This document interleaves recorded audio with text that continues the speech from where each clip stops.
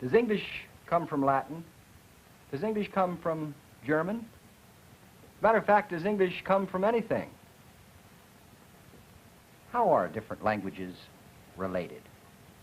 In just a moment, we're going to show you how linguists can go back through time and space and show how languages are related and how they go about finding the lost ancestors of the languages we speak today.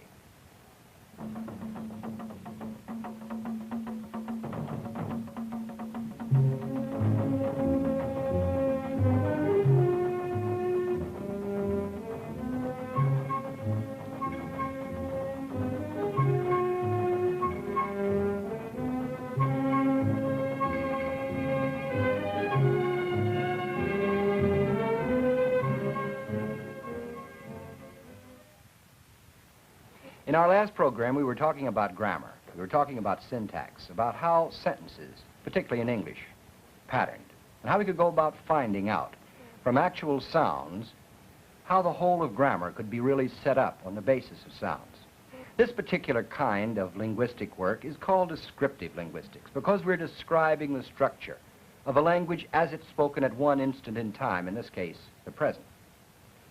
What we're going to do today is to talk about historical linguistics. We're going to go back in time and space. Actually, we're going to do some detective work. And we're going to find how various kinds of clues that we can see in languages actually will allow us to reconstruct languages that nobody has ever heard or ever seen, languages for which we have no texts whatsoever, and yet through systematic correspondence to get a very good idea of what languages were like thousands of years ago. Now, this whole business of historical linguistics and how languages are related, it attracted people's attention, particularly at the end of the 18th century and all through the 19th century, when so much of the beginnings of scientific work were really being laid. The method was called the comparative method, because scholars found that languages actually were similar. That is, there were languages that were spoken very close to each other in Europe that had words that sounded quite alike, looked quite alike, and meant the same things. Now, in looking at words and words only, we know we're in pretty dangerous territory, and particularly if you look at texts only, that is, at words written down, you're obviously missing all of those clues, those cues that come from intonation, from stress, the things that we've been bringing out on this program. But still, you can do a lot of very important work just working with words. And this is all that those scholars in those days really had to work with, because our particular way of approaching language had not yet been worked out. But they found that there were patterned correspondences and that they could compare them. In other words, I'll show you how this works. Actually, what they did when they were trying to find out how languages were related, what they did was to say, well, if we go and work with the words that are the words of the most stable part of the vocabulary, the words that are for the common parts of the body, for instance, words that have to do with relationships, the common relationships like mother and father, words that have to do, for instance, with numerals, things that are really blood and bone parts of the vocabulary of the language. This stable part might give us some kinds of clues to begin with, to see about how vocabularies are related and how languages are related. For instance, here on our board, we have 4 very familiar English words: tooth, hand, mother, and father. Now, in Dutch, they look quite alike and they sound quite alike: tand, haan, moeder, vader. In German, Zahn, Hand, actually this is written, of course, a D in the writing system, but it really is, it stands for a T sound: Zahn, Hand, Mutter, Vater. And in Danish, Tand, Haan, Moeder, and Vater. In other words, these words sound very much alike, they look very much alike, and they mean the same thing. In other words, these particular languages are definitely related. But how? Did one of these languages come first and the others sort of come from it, to descend from it? In other words, how are these languages related? This was the problem the scholars in those days were interested in. Which was oldest? Were they all the same age? How to answer this question really concerned them. Now, actually, in the Romance languages, if we examine these same kinds of words, we will find the same kinds of correspondences. French, don, main, mère, père, for the same words: tooth, hand, mother, father. Spanish, diente, mano, madre, and padre. Latin, dente, mano, Italian, dente, and so on and so on. Portuguese, mão, mãe, and so on. Again, these kinds of words look very much alike, and they sound very much alike. Now, here is the thing that we knew. Scholars knew that all of the Romance languages came from Latin. In other words, it was known historically that it was Latin that was the parent of all of these languages. Now, here are the words in Latin. Danes, dentis, for tooth, the nominative and the genitive. Manus for hand, mater, and pater. In other words, we knew the relationship right away of these languages. Here was the parent, and these were the children, if you will. These were brothers and sisters, and this was the parent. Now, the problem was, how were we going to get a parent if that was the situation for the Germanic languages? We had no texts like the Latin text to go to. Remember, Latin was spoken way back BC, and we have text records for a long, long time, and we know exactly how the Romance languages originated. But how are we going to get the same kind of situation in Germanic? Well, one of the things that scholars knew they'd have to do was to go back to the oldest texts they possibly could. And they would have to take these particular words and compare them. So they went back to the oldest text in English, where these words were tof, hander, hand, moeder, and vader. Old Dutch, the oldest form. These date from around, let's say 6th or 7th century A.D. Old High German, tand, hand, mortar, and vater. Old Norse from around 900. Again, these particular words can be seen to be in about the same kind of relationship as the modern languages were. In other words, they seem to be brother and sister type relationships. And if they are brother and sister type relationships, again, how are we going to try to reconstruct or find out, if we could, the parent from which they all came? Well, luckily, scholars had a very old Germanic language, Gothic. Now, the Gothic text that we have dates from about, it's in the 400s.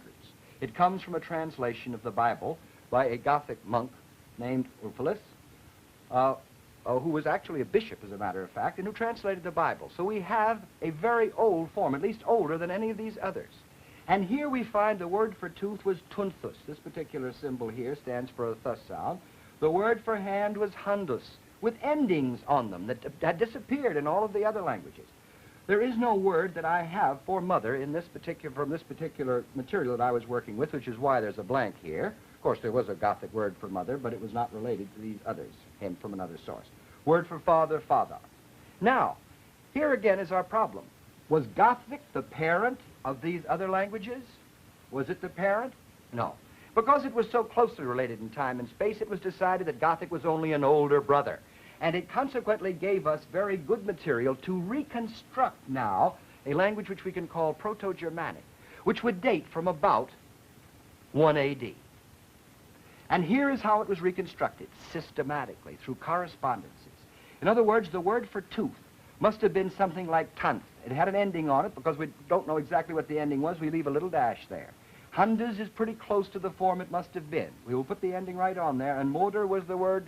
It must have sounded quite like that. Not exactly, of course, but quite like that, motor and father. This particular reconstruction, these particular reconstructions, and please notice that little asterisk means they have never been found in any text. We are reconstructing systematically from the material we have here formulas, if you will, that will account for all of the languages that have descended from this particular period. Now, having done this, actually what we have done, if you will, is to place now a reconstructed Proto-Germanic, which in time will now compare with Latin and Greek around 1 A.D. Incidentally, I'd like to show you a page of the Gothic Bible. It's one of the most beautiful manuscripts in the world. It's called the Codex Argentius.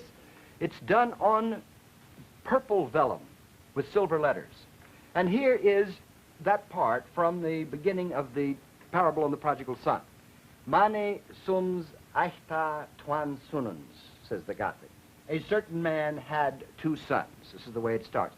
Looking at these letters, you will see that some of them look quite like Latin letters, and some of them, like this one, for instance, are obviously from the Greek alphabet. In other words, this particular alphabet that Ulfilas used is from both the Latin and the Greek alphabet. And I think you'll agree that this is a very nice-looking page. However, to get back to our problem, Gothic was then seen to be seemed to be an older brother, and what we now had to do was to take our reconstructed Proto-Germanic with the help of Gothic, and now compare that reconstructed Proto-Germanic with the actual text we had of Latin and Greek, all at about the same time. Now, to help in this particular problem, just as Gothic helped out in the problem of reconstructed Proto-Germanic, there was a very, very old language that was found in India called Sanskrit. And it was discovered, at least as far as the West was concerned, when the English went into the subcontinent of India. And because Sanskrit, which was actually preserved in texts carefully, as it had been spoken 1,000 years before Christ, it was believed that Sanskrit, because of its extreme age, might have been the parent of all of the other languages that we were concerned about. But then it was found that was not the situation. And in fact, the man who really first made the statement, that is the statement that we now follow today, was a man named Sir William Jones, one of the British who was out there in India, who in 1786 made the following and wrote the following observation. Sanskrit, in relation to Greek and Latin, bears a stronger affinity both in the roots of verbs and in the forms of grammar than could possibly have been produced by accident.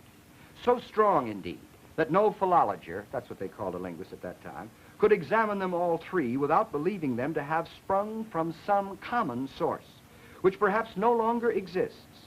There is a similar reason, though not quite so forcible, for supposing that both the Gothic and the Celtic, though blended with a very different idiom, had the same origin with the Sanskrit. In other words, Sanskrit appears now not the daddy, but the older brother. And scholars followed this particular suggestion, and then they knew what they had to do was to put Sanskrit with all of the other languages and compare them. And here is again how they did it, systematically.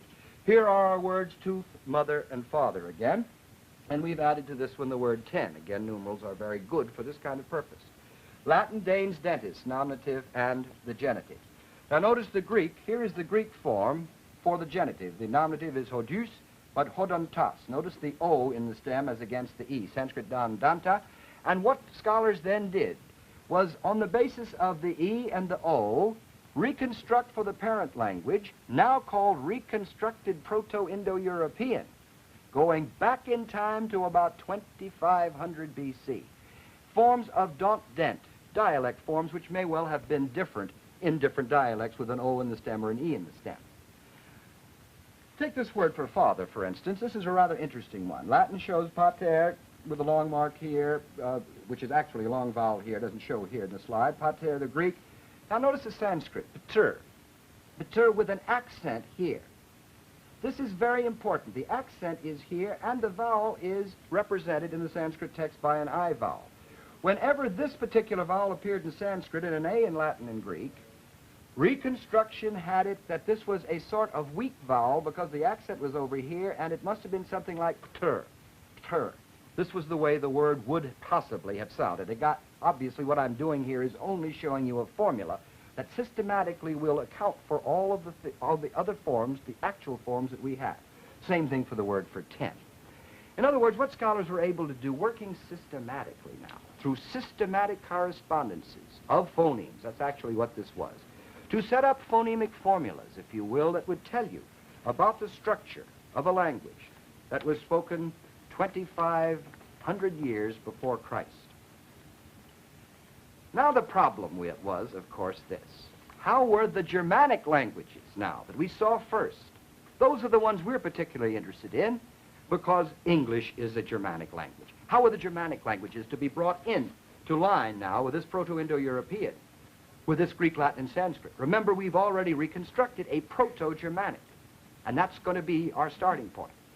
So what scholars did was to find the following. In fact, two of the most important people on this, or at least the people who are most important in this whole thing. One was a young Dane named Rasmus Rask, who found out that there seemed to be a systematic, again, correspondence between certain consonants in the Germanic languages and in Latin, Greek, and Sanskrit. But the people who actually, the two men who actually presented this most completely systematically to the world, at least so their name came connected with it, were the famous Grimm brothers of fairy story fame. Their actual fame really rests to us scholars on the work they did in linguistics, although we all read Grimm's fairy tales too when we were kids. Here is what Rask and the Grimm brothers found. They found that when we had a P sound, a T sound, a K sound in Proto-Indo-European, that these particular reconstructed sounds remained unchanged in all of the languages except the Germanic. I've used Latin as an example of all other languages of the family except Germanic. Notice, pater, trace, and cornu. Word for father, word for three, and word for horn. T sound here, k sound here, PTK. Now, in Germanic, these systematically are represented by F, TH, and H. And father, three, and horn. All the Germanic languages show F, TH, and H. Now, they also found that the sounds B, D, and G, as reconstructed, represented in the formula B, D, and G, as shown in Latin duo for the word for two, granum, the word for corn or grain, and here the B represented in the Greek word cannabis, meaning hemp, that these sounds, these B's, D's, and G's, systematically became or are represented or correspond in Germanic with P, T, and K. Hemp, a P, T, a 2, and K for the word for corn.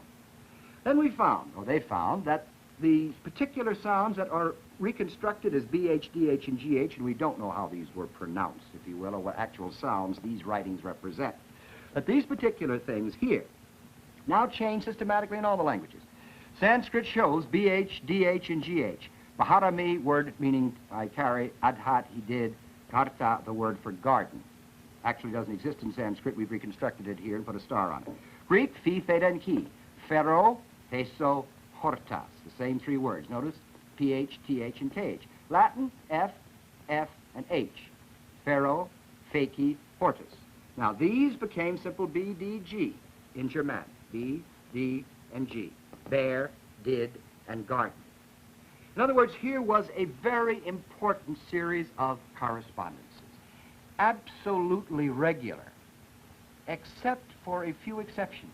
And when exceptions occur in any scientific statement, the scientist immediately says, all right, let's find if there's some special cases that I haven't covered in my statement. And the man who worked on the special cases that didn't seem to work quite so well was a famous Norwegian scholar named Carl Verne. And Verne said, there are only certain of these particular cases that don't seem to work. And one of them was in this very important word for father. It's a very good example of where Grimm's law, as it's called, doesn't seem to operate. In other words, that T ought to become a TH sound in the Germanic languages. But Gothic shows a D, and Old English shows a D, fader. What happened? Well, what Verne found out was this. He went back again to the Sanskrit and reminded himself that that accent on that particular part of the word showed that the accent, again in Proto-Indo-European, was here. By the same token, this word for garden, gharta, which we just saw, had the accent there. Reconstructed in Proto-Indo-European is hortas, with an accent over there. Please notice now over here, in our Latin and Greek, we have not too much evidence to show us about where the accent was. But that Sanskrit tells us. And here's what Verne said then. Whenever the accent was one syllable past this particular vowel, the first vowel, the T went on and became a D regularly. So, fader, and the Old English word for yard, yard, modern English, yard, modern English garden, which came in from the Norman French, from another Germanic language. Modern English father with a the actually is that way through analogy with mother. In other words, what Verne found then was this, that even where there seemed to be exceptions, there weren't any exceptions. If we only saw the special case of accent in every single case, we would then find that a separate kind of change, an additional change, operated. It was this particular discovery which showed that there could be complete predictability, which was the greatest advance of social science in the 19th century. This was the first time that human behavior actually has been put on a scientific basis. This is human behavior. These particular things that we're dealing with are pieces of human behavior, and we find that they are predictable and patterned. It was Verne's law added to Grimm's law that gave linguistics its real scientific footing. Now, we have pushed a language back in time. Now, where were the people that spoke this language? Where were they? Well, I can say one thing about it. People have been concerned about where our linguistic ancestors were for a long, long time. It's fascinating. Here's how scholars decided to work on the problem. They said we've got common vocabulary terms which we can find in all of these languages. We find, for instance, that all of the languages show us, and we can consequently put into the reconstructed Proto-Indo-European vocabulary, words that show they must have had a pretty rough climate. Words for snow and ice and rain and for heat of summer. That they were inland because there's no word in any of their vocabularies, and we can't reconstruct a common word for a big body of water like the ocean. We find that, again, there are no words for tropical animals like crocodile or elephant, but there are words for bear, wolf, otter. So, scholars said they must have been inside somewhere, and they've got to be placed somewhere where we could put them all back again. For instance, here is what they did. They said, we know that we find these languages all over Europe and parts of Asia. If we put them all back together again, because we know they have migrated from a common source, gather them all back together again, they fit just about here. And probably the most important evidence they had for placing the linguistic homeland of the Indo-European speaking peoples here was the fact that they all have a common word for beech tree. In other words, the beech tree is almost the most important clue to where we're placing them.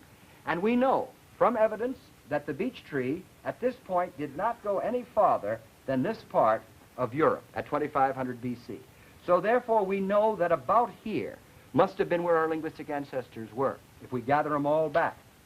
Now, not only do we know this, we can tell pretty well. You see, here were the Germanic peoples where we find them in history. Pull them back and they come back here. The Balto-Slavic, pull them back, they come back here. The Indo-Iranians, pull them back, they come back here. In other words, what we find now is pretty much the dialect division of the original homeland.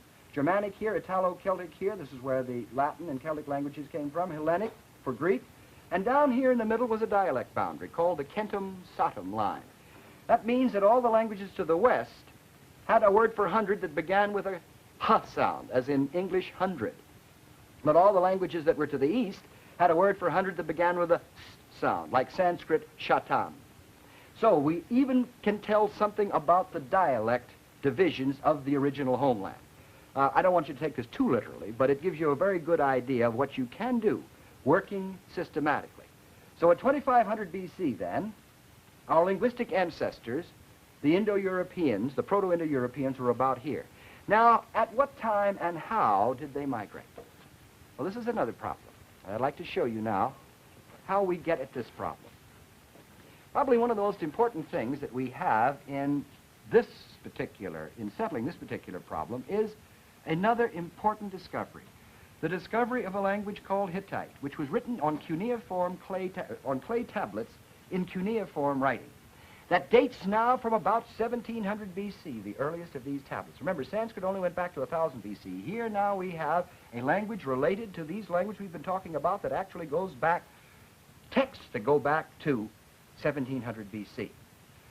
Now, putting Hittite back into comparison with Proto-Indo-European allows us to reconstruct a Proto-Indo-Hittite, and that goes back roughly 1,000 years farther.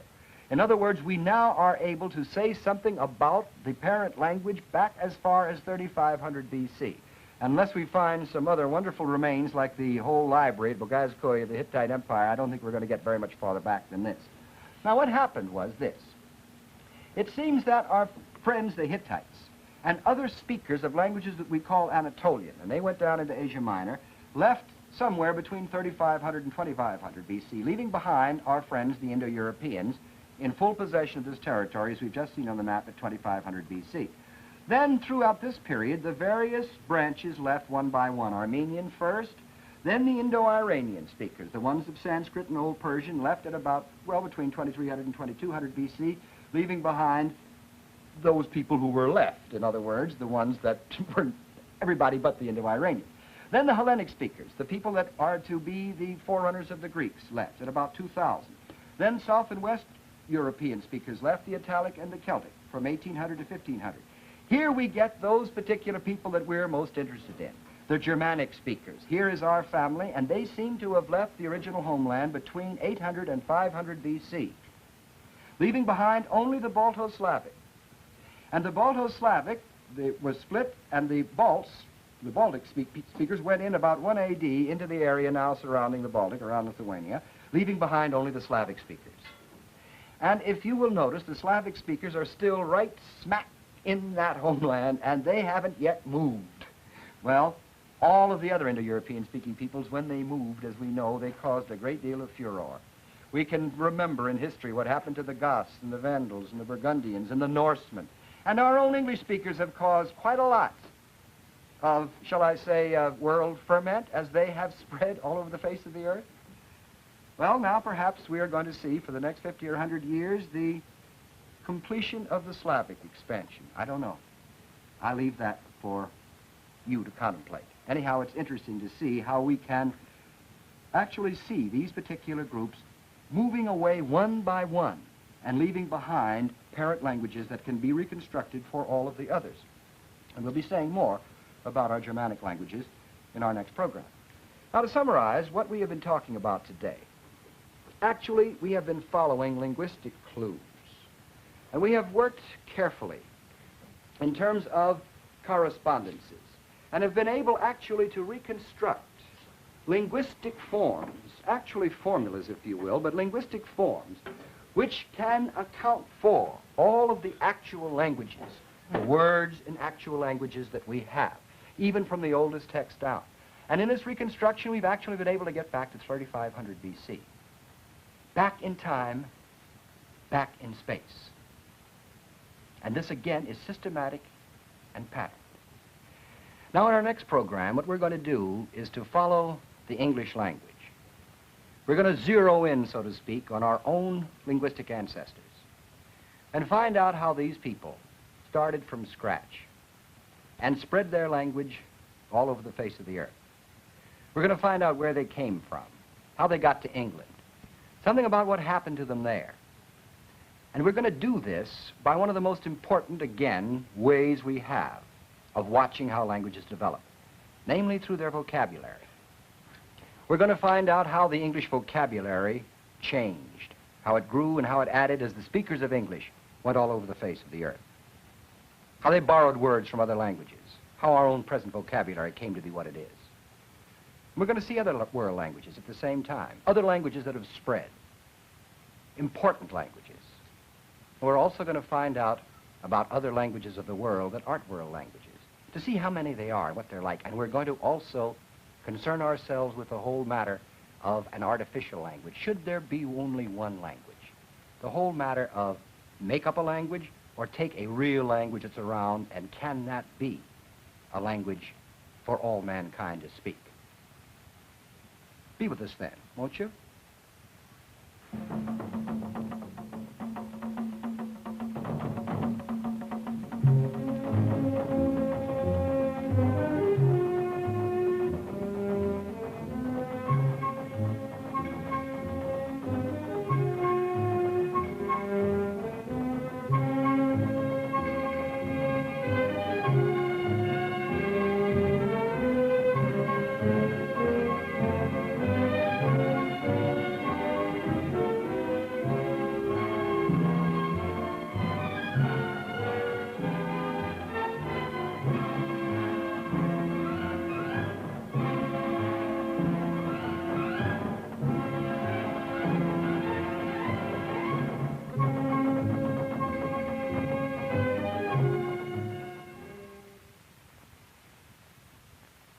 This is National Educational Television.